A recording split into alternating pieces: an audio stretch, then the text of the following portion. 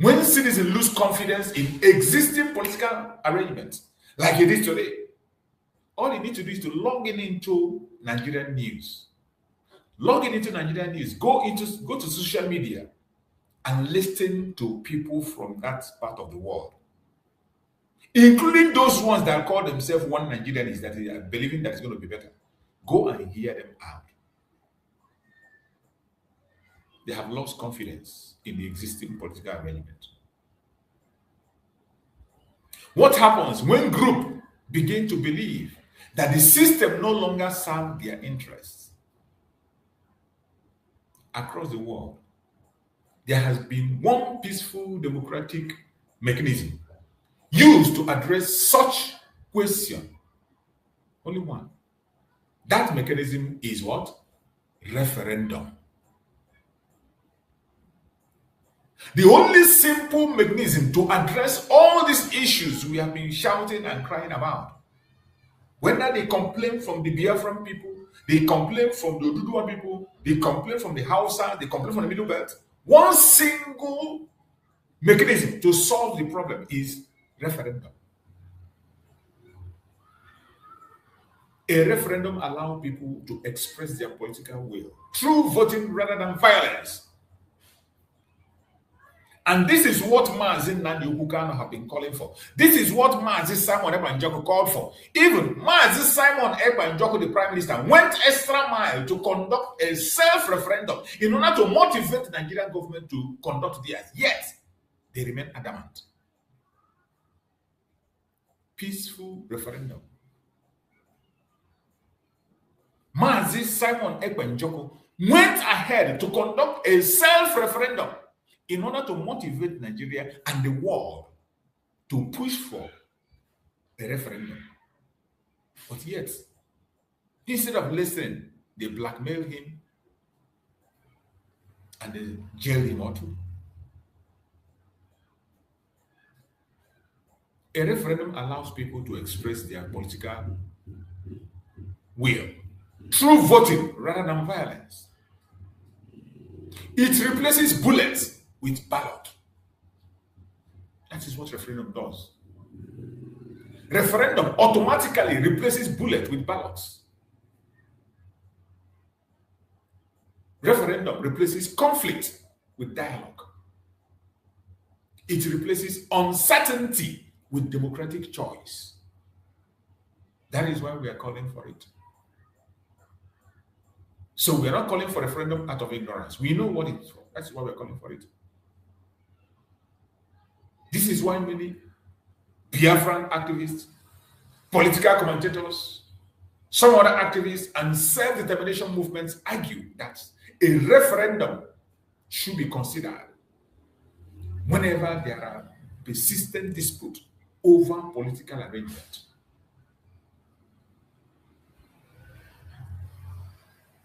The argument is simple. Let the people decide. Not through war, not through force, not through intimidation, but through peaceful democratic participation. Now, some people strongly oppose this idea. They argue that Nigeria's strength lies in its unity. Madness. That is the common language they always say. They say Nigeria is indivisible. That the Nigerian strength lies in its unity. They believe the country can still work if reforms are implemented. Madness. After 60 years and counting. After 60 years and counting, you have not been able to achieve a nation. Nigeria is still a geographical area where people are forced together.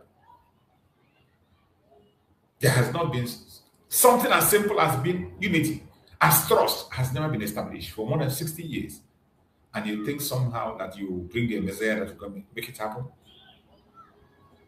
They point to economic integration, national institution, and shared interests and reasons to preserve the federation. Madness.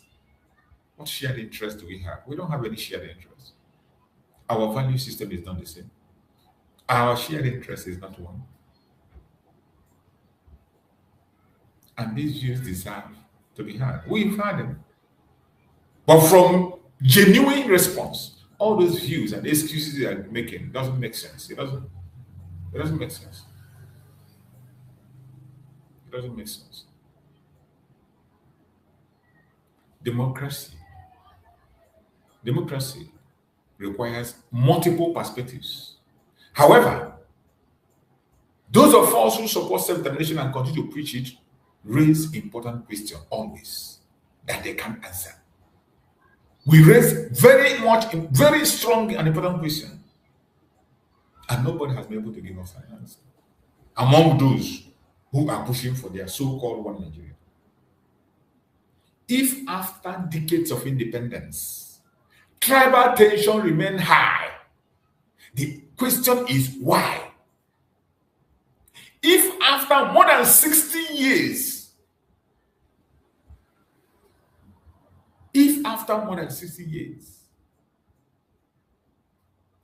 tribal tension remains high, why? If feelings of marginalization continue to exist from the independence till today, why? If insecurity continues to affect many communities up to this moment as we speak, the question is why? If distrust between regions remains stronger than ever, the hatred and distrust remains stronger than ever after more than 60 years, the question is why? These questions deserve honest answer. If you are opposing a referendum, please give us a honest answer to these questions that I've asked. For those of you who are opposing a referendum, you want us to remain caged in Nigeria. I want you, among those of you who want us to remain in the so-called one Nigeria, give us a genuine answer to this question. After decades of independence, tribal tension remains high. Why? If feeling marginalization continues to exist after many years, why? If insecurity continues to affect many communities, why? If distrust between religion remains strong, why? If distrust between regions remains strong, why? These questions deserve honest answers, because ignoring problem does not make them disappear. Ignoring problem does not make it to disappear.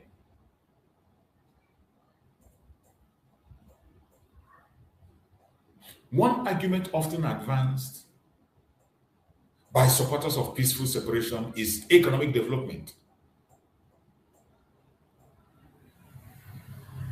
One argument that we that are talking about peaceful separation is economic development. We argue that smaller political entities may be able to focus more effectively on their local priorities. Absolutely. We argue that regional government may become more accountable to local population.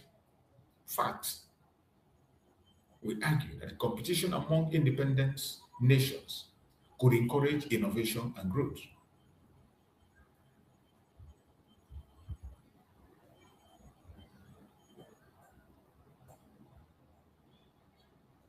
Whether one agree or disagree with these arguments, they are parts of the ongoing debates.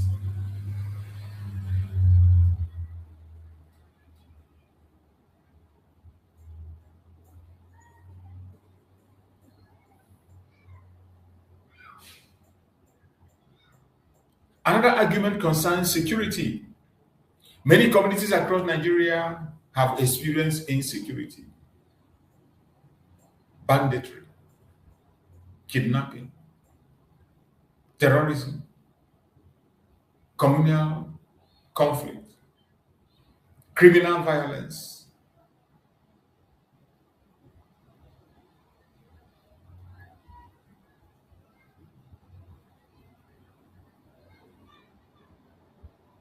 Kidnapping, terrorism, communal conflict, criminal violence. As a result, some people believe Local populations should have greater control over their security structure and political destiny. Again, whether one agree or disagree, these concerns are real and deserve discussion. And that is why we are calling for a discussion. And we will continue to call for a discussion. We will never keep silent. We will continue to speak. And we will continue to call for the right thing to be done at the right time. No matter the propaganda, the blackmail, the attack that is coming from right, left, and center, we will never, ever, ever, ever back down. We will continue to say things the way they are. We will never back down. History teaches us that political unions survive not because people are forced to remain together. You can't force people to remain together. They survive because people willingly choose to remain together. That distinction is very important. Force may create temporary stability, but only consent creates lasting unity. Only consent can create lasting unity. A truly united nation is one where citizens feel respected, where citizens feel represented, where citizens feel protected, where citizens feel they have equal opportunity regardless of tribe, religion, and region. And if those conditions do not exist, difficult conversations become inevitable. Today, many Nigerians are asking difficult questions.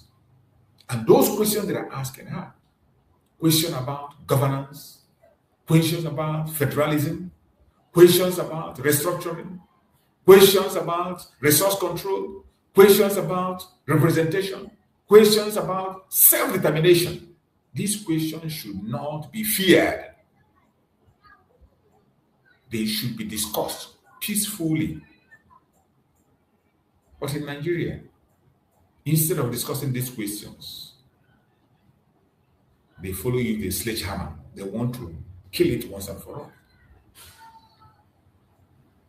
Because democratic societies grow stronger when citizens can debate important issues openly. As we conclude today's discussion, I want to leave you with several questions. Several questions. I want to leave you several questions that you can go back with, look into it, digest it, deliberate within it in your own private times. These are very important questions. Can genuine nationhood exist without trust? That is question number one. Can genuine nationhood exist without trust? You and I know what the answer is. Can unity survive without justice? Can security flourish without inclusion? Can economic prosperity be sustained when large populations feel excluded from decision making? And perhaps, most importantly, should the future of millions be determined through political elites alone? This is the most important one.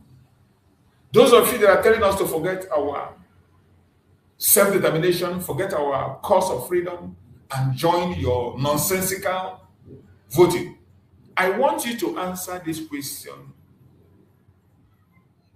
Very important. Should the future of millions be determined through political elites alone? We have seen in our self-referendum that more than almost 60 million people voted for exit from Nigeria. So should we abandon our will for only few political elites that are not up to 1%?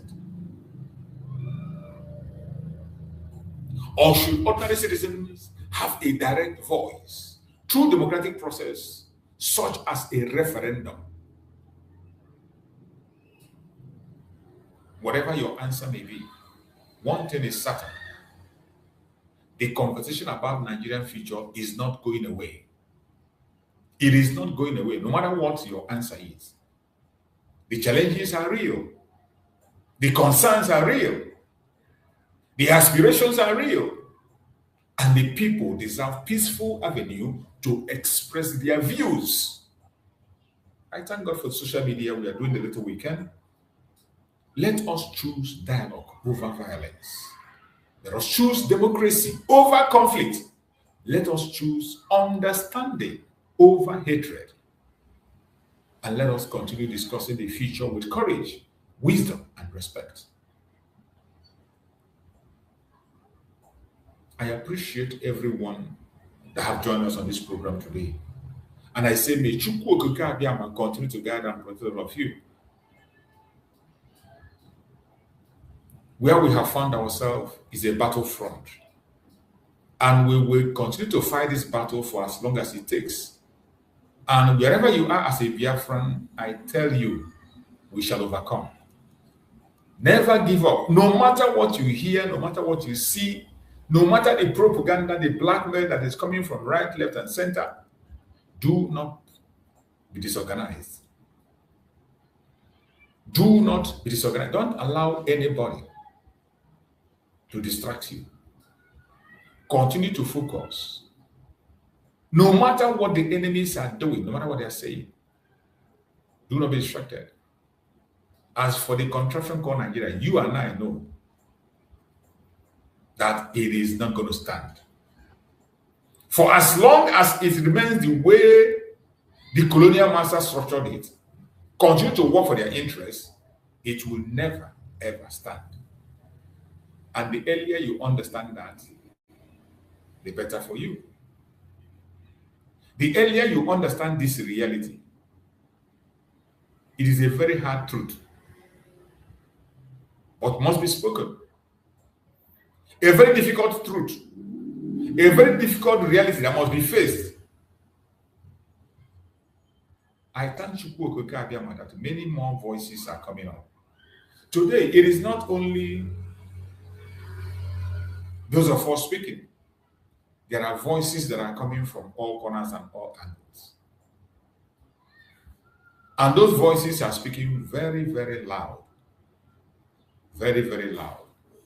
And that is why, as I promised that I was going to be playing a particular video, almost in every program, I will try and play that video for people to know why Nigeria is irredeemable. Why Nigeria is irredeemable. You can continue to wish anything you can. You can continue to wish anything you like, no problem. Wishes are not reality. But the reality remains that Nigeria is irredeemable and there's nothing you can do to redeem it. The earlier you begin to think about your life as a person, the better for all of us. Because the contraption called Nigeria is irredeemable. Listen to this. There are many things going wrong in this country that people don't know about. There are some of us, even when we go abroad. I remember in 1989, I entered the office of my professor, my dean, Professor Weniger, I think he's late now, in Western Germany. I entered his library and I picked a book and was just going through. And he came in and screamed, "Don't touch it, don't touch it. What is the problem?" He said, "It's not meant for third world countries. Those books are not meant for even Poland, not meant for East Europe. Because there are secrets there." But I was able to see a few things before they took the books from me. One, that the exchange rate of a nation is artificially fixed. Because they are political economy. Two, that no nation will ever be developed unless they have a homogeneity in one aspect of their life. The same tribe, the same religion, the same ethos, like US, which was freedom. But US is going to crash. The freedom must be taken too far.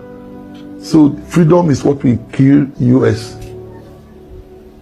Take note of that. Maybe dead, but you know that it's a fallen nation. No country, in those books they wrote, no country will ever develop unless they belong to the same tribe or race. So that means there's no hope for Nigeria. Oh, yes, no hope. There's no. Let me just put it this way. If I live too long, maybe I die at the age of 95, which is just about 30 years time. But definitely, if I get there, it will be a miracle. But let somebody note it down so that you tell somebody after me. Nigeria will never, I'm sorry, develop. Unless there is an authoritarian regime that tie our neck together, force us to do what they want for at least a minimum of 25 years, like it was done in China. After then, you cannot begin to release freedom little by little. Otherwise, Nigeria is a country that is being, there's a tug of war where some people will hold each other that way, some people hold each other this way, then you start pulling at the center. In Nigeria, what we have is multiple pullings, multiple talks of war. One here, dragging the center. It can never develop. Because our budgetary system is, oh, you are giving 10 roads to Edo, 10 roads to Lagos, you must give 10 roads to Bauchi, 10 roads to Gobe, 10 roads that they don't need. I was a bank manager in the 90s. When I came back from Germany, I was posted to Bauchi. You have roads tarred that only sheep sleep on them at night. And then you have donkeys on them, no motor. And they are all everywhere. Now, look at Lagos, the port that supplies the north. No rail. Because if you say, let's put rail, the northern senators and others will insist, no way. You must put the same thing in a place that is not productive. Like the rail line Buhari built to Niger Republic. It's dead, it's big. And we borrowed $1.9 billion to build it. We are paying China now. And it's not doing anything for Nigeria. If they have put it on the port, this our roads would have been saved. Roads would have lasted longer. Life would have been. Then the cost of spare parts. Again, the cost of spare parts, the things we use in maintaining a vehicle because of borrow, is higher than the total sale of Nigeria crude oil. Quote me. I may not be a professor of economics, but that. Did you hear that? I will continue to play this very video every day so that those who are deaf will hear. Those who think that something can happen, that they can wish, their wishful thinking can change the zoo. No amount of wishful thinking can change the situation. The zoo has been structured to function the way it is functioning. And the owners of the country called zoo like the way it is. That is why they rolled out their red carpet. They rolled out their red carpet for the worst president ever in that Republic. Not just a worst president, a drug baron. Unqualified, invisible man that has no identity. Yes, he was given a VIP reception. No problem. Now here we are. Let us go into their media to see some media updates finally this morning before we conclude. And before we go on to that media update, let us take some short break. Them say Tinubu don't follow for God now. Tinubu don't follow for God now. They want to take it, that's the top of our head. Senate house fall and the criminals.